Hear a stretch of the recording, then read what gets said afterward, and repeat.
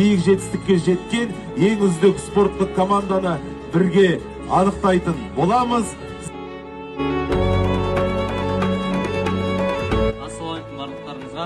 Бүгінгі күн құтты болсын. Алла қаласа барлықтарыңызға зор денсаулық тілеймін. Қазақ елі дами берсін. Алла қаласа осы мектептен үлкен жетістікке жететін спортшылар, оқушылар шыға берсін. Алла қаласа.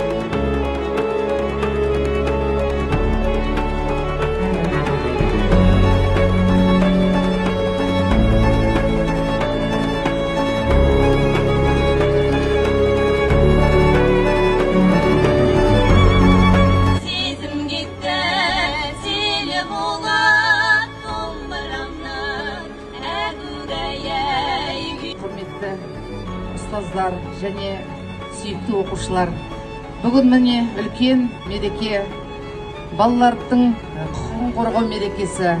Осы іс-шараның аясында мына соңғы қоңырау екеуі тұспа-тұс келіп жатыр.